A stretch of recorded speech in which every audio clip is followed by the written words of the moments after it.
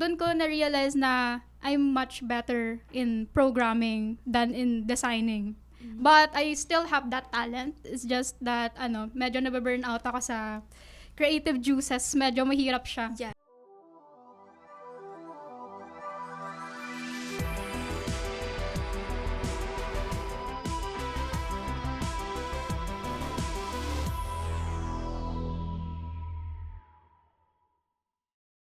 Welcome to Kakam Computer. My name is John Bonso from Dotoros Dojo, and for today's episode, we'll be talking about from small business to tech mentor, building a career without waiting for permission.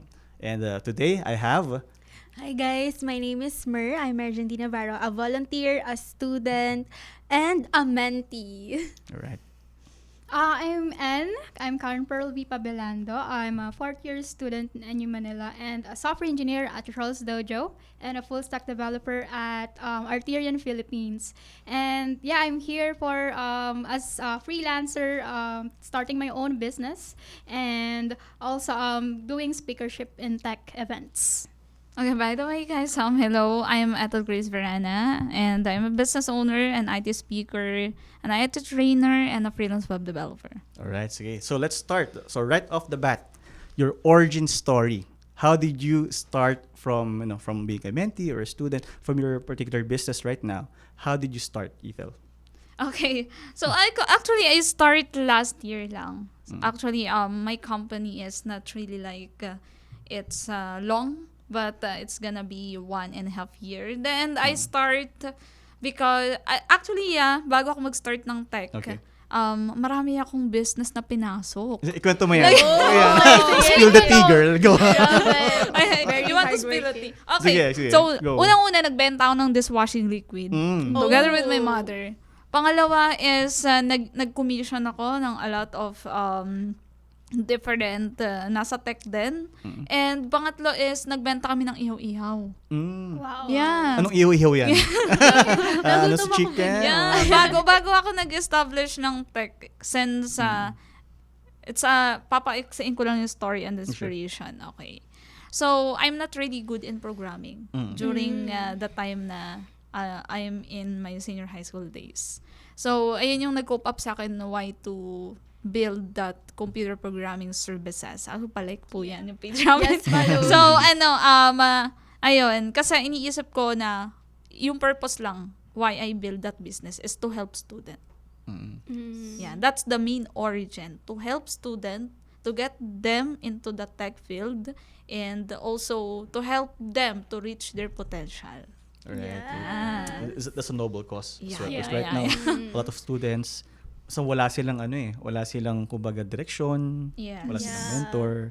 That's why mentorship is actually quite Exactly. important. Pero syempre, sa tignan ng mentorship, kasi minsan parang dementor ang nangyayari. Parang mentor, tapos simula, may galawang, alam na.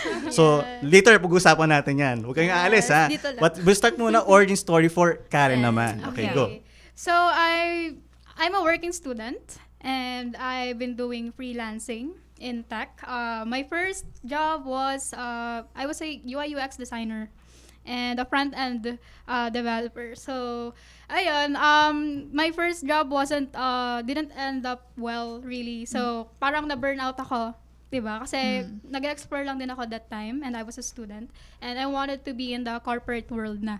And, ayun, so, when I ended my job there, nag-start na ako mag-freelancing as a full-stack developer. So, I'm creating websites sa e-commerce businesses and mga client-facing website lang for marketing, ganun. So, ayun, doon ko na-realize na I'm much better in programming than in designing. But I still have that talent. It's just that, medyo nababurn out ako sa creative juices. Medyo mahirap siya. Yes. Diba? Mahirap mag-isip ng mga unique designs, right? So, ayun. I enjoyed programming. Actually, ever since high school ako, nag-start na ako mag-aral ng programming. Wow. My first programming language was C++. Wow. Ayan, and JavaScript with yung Scratch na platform na for JavaScript learning. Ayun. So, ayun, that's my origin story. And then, internship ako sa Charles Dojo. Sir John. So yun, I was TD Collab back in November for 2 months, and then ilan ba? 3 months at akong intern. And then yun, I was offered the opportunity to be a software engineer here in Charles Dojo. Wow. Then while I have this full-time job, I'm also still doing freelancing. And Grabe. he's aware naman si Sir Okay John. naman, okay lang. Okay lang. Kulang naman ako. It's okay. Yeah, It's okay. so nagpe-freelance pa rin ako. And I'm still a student. Almost there, graduate na rin. So Wow. hopefully, Advance very soon. congratulations. Yes. So, ayun, that's my origin story. And then, actually, with my opportunity here in Charles Dojo, I was given this title to speak in tech events. So, ayun, parang dun pa lang nag-start na rin yung ko. Actually, even before, nagbe-mentorship na ako with my friends. Na yung mga alam ko sa Figma, Nice. sa WordPress, Okay, or mga programming languages, tinuturuan ko yung mga friends ko. So, I was their mentor kasi gusto na rin nila mag-freelance. Wow. So, I was guiding them, helping them out, paano yung mga contract and everything. Kasi, di ba?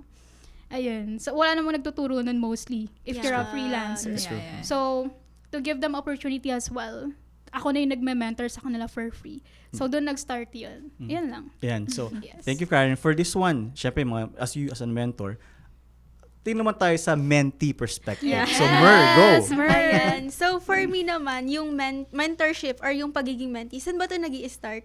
Well, of course, yung paghahanap nito, like, saan ba tayo nakakita ng mga opportunities? Sa LinkedIn, sa Facebook, like, it's everywhere. So, it's really up to us kung igagrab ba natin yung mga opportunities na nakikita natin. And for my end, nakita ko lang din talaga yung mga mentorship opportunities sa Facebook and LinkedIn.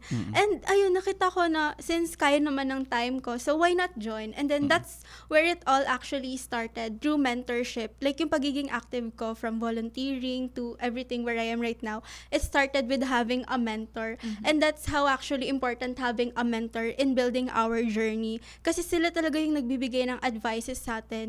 Like, sir or ma'am, where do I start? Like, how do I build my own career? Without their, like, insights or without their advices, like, sinong magaguide sa atin? Paano natin ma-figure out yung career natin at this kind of age? Like, so, I'm gonna say na very important sa life, and to like starting adult or yung pagiging adult mo lang, or parang habang pinifigure out mo pa yung life mo, very important na magkaroon ka ng mentor kasi sila yung magbibigay sa'yo ng answers. Although hindi naman lahat ng answers, 'di ba, syempre. Yeah. Pero yung kailangan mong marinig, like sila talaga yung magbibigay sa'yo. Which is why it's really important then to surround yourself with these inspiring people like Sir John. Oh, Karen, thank you. Ikaw naman kami nahiya. Ano po yan naman? Yes, Thank you, guys. Mar. And to add with that, syempre, attend din kayo ng tech events kasi doon yung Yes. nakakita yung mga Yes. speakers na possible nyo maging mentor. Yes. Yes! Ayan, And- for me. I like what you said. It reprises the topic that we have. The topic is building a career without waiting for permission. So there's Yes. initiative. Yes. Totoo. There's like you have to Yes. shoot your shot on this one. Yes. So it's true. Ayan, same. So ito naman, maybe for you as well, you also been mentoring other students IT as well. speaker and IT trainer also. For me lang, sir, I'm just like an additional. Being a mentor or a speaker is like you need to put yourself on the topic na ibabahagi mo sa iba. Or especially Yes. sa attendees or student. Kasi being a mentor, kasi gusto mo, makita mo sila in the top also.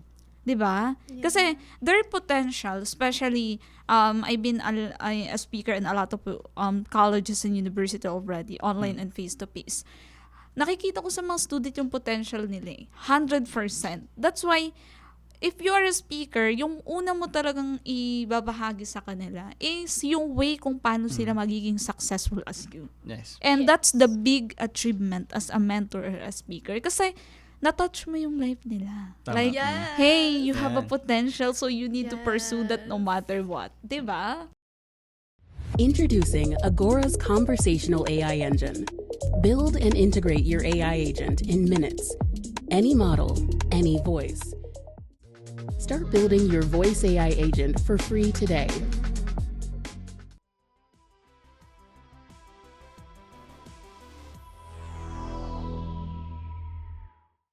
Yeah, it's perfect. So basically, like aside from mentorship, also starts with encouragement and Yes. everything. So let's deal deeper since IT tayo. So the question is, somewhat tech stack naman right now. So syempre we're IT and tech.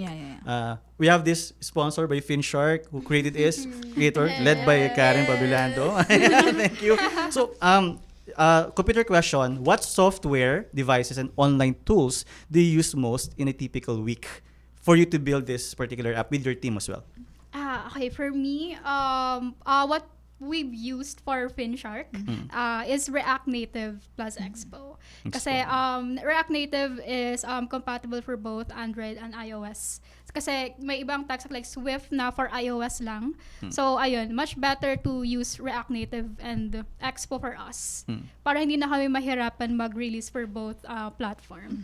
And I always use React talaga and Next.js in everything that I do sa mga client projects ko and even sa projects ko under Tutorials Dojo. And my workflow is always build the prototype first.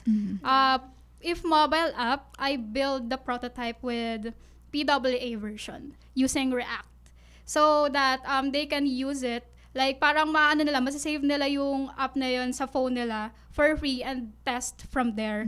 So kapag na-test na nila yung app na yun, yung prototype na yun, and they like everything, the front end, how it navigates, everything. In the may back end na rin siya actually. Yun, tsaka namin siya tina-transfer or migrate to React Native. And yung sa pag-test kasi ng mobile app, while nagda-develop pa kami, medyo technical siya. Kasi you need Expo. And yun din yung nahihirapan kami with the interns if ever we're planning to make them continue development. Kasi medyo technical yung process. And hindi siya matetest publicly. Parang mga developers lang. So, ayun. The next thing in the workflow is kapag na-release na yung app, actually before mo ma-release, need kasi siya, required siya to have a marketing website at least. So, yun yung next naming binibuild. Para dun din nila makita na you can download it here and all that. That's so, good. yeah. And definitely, yan. So Mer naman, you've heard the different tools. Probably you also need a MacBook if you're developing applications for iOS, right? Yes, for iOS. What do you think as a mentee? Are you providing enough mentorship for you? Ano yung mga requests? Ano yung mga experiences basically for, or yung mga cry, or alam mo yun, mga issues with being a mentee or an intern? Siguro, for being a mentee and intern, it's very important na nag-a-align kayo ng mentor mo. Like, for example, if you're looking for a mentor, you should make sure na same kayo ng path. So like for example, if you want to be a UI UX designer, much better if your mentor is also a UI UX designer or someone who's working in that path. Kasi mas makukuha mo yung answers or like mas makukuha mo yung insights kung anong ginagawa nila sa industry na yon. Kasi 'di ba, saan ka pa ba pwedeng mag-ask ng questions kung ano na yung ginagawa kapag nagwo-work? Syempre dito sa mga professionals and sa mentors natin, right? Kasi sila na yung may experience, sila na yung nagwo-work, and sila na yung may alam kung anong nangyayari sa industry. So much better if you ask and ask lang. That's the like most important, guys. It's important to ask. Like wag kang mahiya, just ask kasi wala namang mawala sa iyo. You lose nothing if you start asking. And sa pagiging intern naman, you just really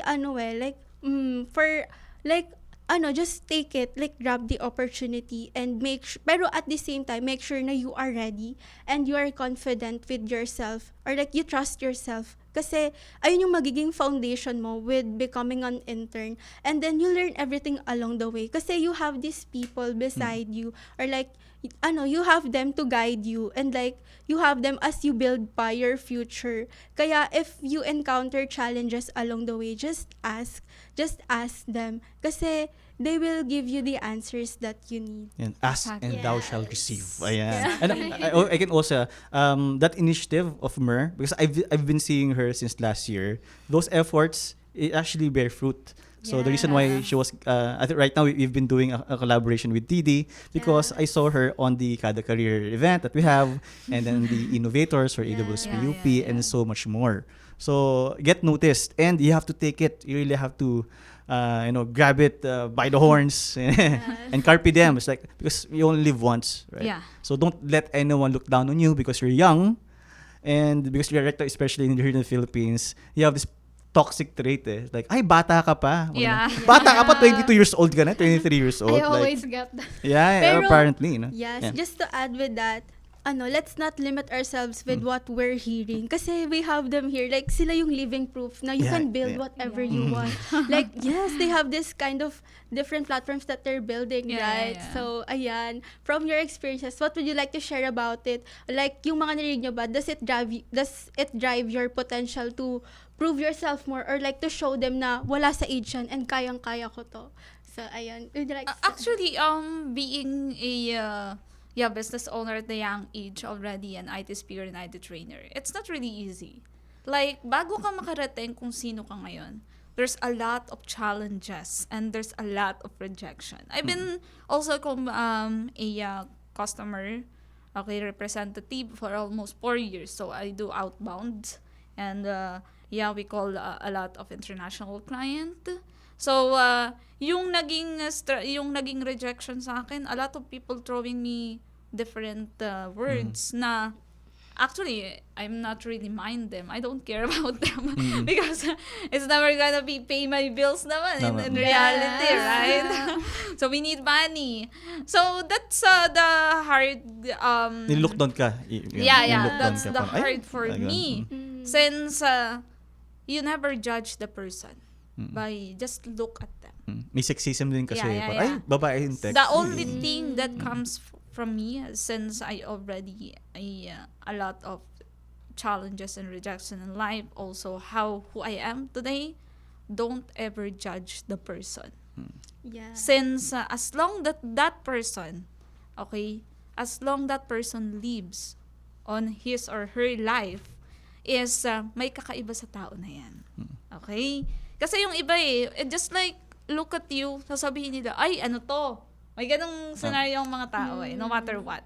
They judge you based on your physical one. But try to talk that person heart to heart. To find that person kung sino talaga siya. Yeah. I think that's the most important thing kasi the title, achievement, it's not really, really valid naman Kasi no matter what, you leave something on someone's heart with a good things. Bye. That's Diba? right. Yes, About your, Ako naman, actually, I always get it a lot na you don't look 22. Like, you look so young. Parang student ka pa lang. So, mostly kasi as a freelancer, hinahanap nila mga professional na, di ba? So, I always showcase the proof that I can do something with my portfolio. Yan. So, nakailang portfolio na ako actually. This is like my third portfolio na yung meron ako right now. And yun lagi yung showcase ko na I built this project, I built an app. So parang, di ba, doon na bibuild yung credibility na kahit student ako or I'm still 22, so, tingin nila sobrang young ko pa pero I'm 22 na. Lagi yung pinuprove na I can do the same thing na nagagawa ng professionals. Even though fourth year pa lang ako. Exactly. yeah, so thank you for everyone. So that's for building a career without waiting for permission. So go muna. Do it. Yeah. Thanks to our sponsors, Agora, Finshark, Tutorials Dojo, Young Satio, Amazon Web Services User Group Philippines, and Facebook subscribers. On to our next episode.